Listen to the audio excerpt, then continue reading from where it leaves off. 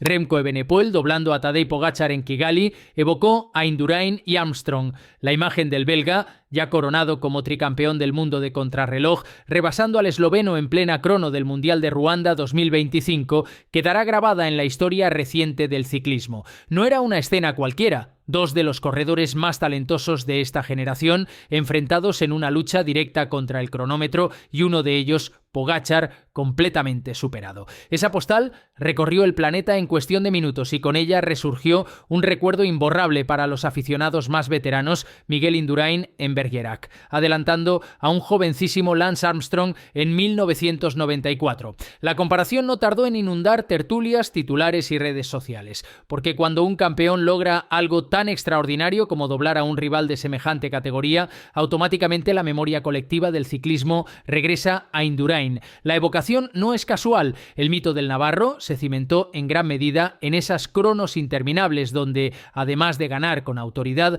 doblaba a campeones consagrados. Y en Kigali, Evenepoel consiguió lo que parecía imposible: provocar en pleno siglo XXI la misma sensación que despertaba Indurain hace 3 décadas. La potencia del belga, su cadencia demoledora, y la impotencia de Pogačar, reducido a un segundo plano en una especialidad que no es la suya favorita, pero donde siempre rinde, construyeron una narrativa que trasciende el resultado. No se trata solo de que Remco Evenepoel ganara su tercer arcoiris consecutivo, ni de que Pogačar se quedara sin medalla. Lo verdaderamente impactante es la imagen, el instante preciso en que uno de los grandes nombres del ciclismo actual es engullido por otro que, al menos en la crono, parece de otra galaxia. Remco Evenepoel, doblando a Tadej Pogačar en Kigali, evocó a Indurain y Armstrong, porque los aficionados siempre buscan referencias en el pasado para entender el presente. Y al igual que Armstrong fue superado en Bergerac por el gigante navarro, Pogačar vivió en Kigali la humillación deportiva de ser alcanzado por su mayor rival.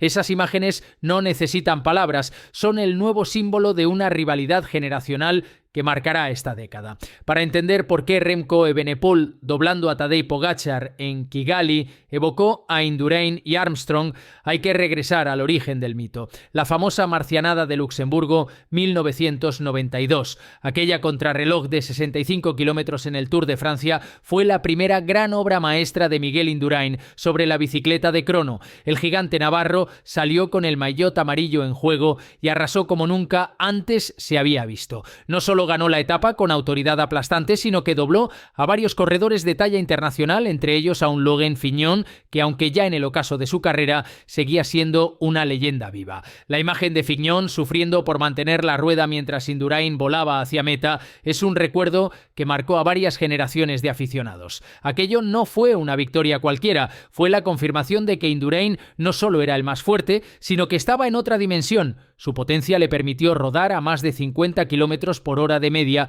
durante más de una hora, devorando rivales con una frialdad sobrehumana. Esa jornada nació la expresión de marcianada, porque lo que hacía Indurain parecía de otro planeta, y no se limitó a Fignon. Armand de las Cuevas también fue doblado, además de otros corredores de prestigio que nada pudieron hacer frente al rodillo español. Fue el día en que el mito empezó a construirse, el día en que el ciclismo moderno descubrió hasta dónde podía llegar la superioridad de un corredor contra el reloj. Desde ese instante, cada vez que un favorito doblega a un rival en la contrarreloj, el recuerdo inevitablemente conduce a Luxemburgo. Por eso, cuando Remco Evenepoel rebasa a Pogačar en Kigali, los veteranos no pueden evitar hacer la conexión. Es la misma sensación de impotencia, el mismo aire de irrealidad, la misma certeza de que estamos viendo algo que trasciende lo habitual. La marcianada de Luxemburgo 1992 no solo dio forma a la leyenda de Indurain, estableció un canon, y todo lo que vino después, desde Bergerac hasta Kigali, bebe de esa fuente.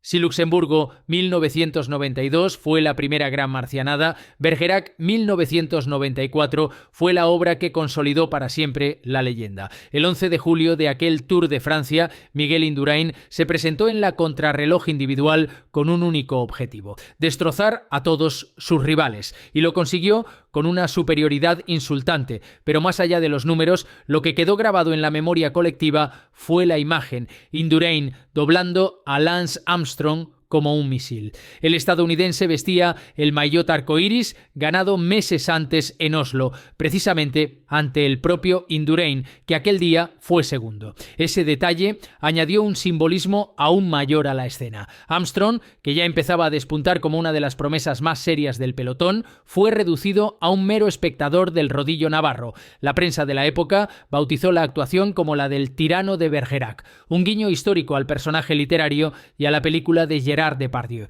Y no era para menos. Indurain había convertido una crono de 64 kilómetros en un espectáculo de fuerza bruta. Lo más llamativo es que aquella fue la primera vez que el gran público entendió que el mito Indurain no se limitaba a ganar, sino a humillar deportivamente a rivales de renombre.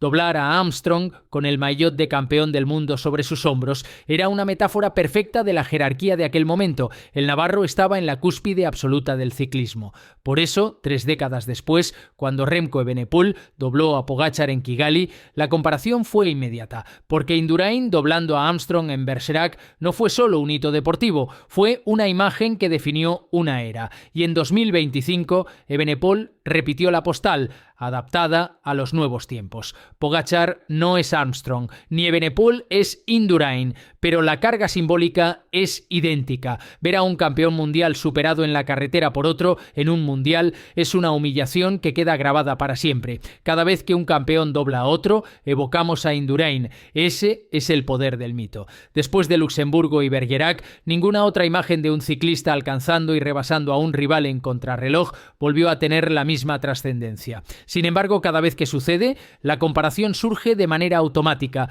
Así ocurrió con Remco Evenepoel doblando a Tadej Pogačar en Kigali, pero también con episodios más recientes que, aunque menos recordados, mantienen vivo ese eco. Filippo Ganna, considerado por muchos como el heredero natural de Indurain en la disciplina, también ha protagonizado cronos en las que ha doblado a corredores de prestigio. Sus exhibiciones en campeonatos nacionales o en los mundiales de 2020 y 2021 dieron pie a titulares que lo relacionaban directamente con el navarro. No era lo mismo, claro, porque el contexto actual es diferente. Cronos más cortas, rivales más medidos, menos opciones de que se produzca un adelantamiento tan humillante. Pero el recuerdo siempre está ahí. Incluso Chris Froome, en plena era Sky, llegó a doblar a Nairo Quintana en la Vuelta a España de 2016. Un episodio curioso porque aquel año fue el propio Quintana quien terminó ganando la clasificación general, y más cerca en el tiempo, la Vuelta 2022 también dejó una imagen muy comentada. Primoz Roglic alcanzando a Enric Mas en la crono final de Santiago de Compostela.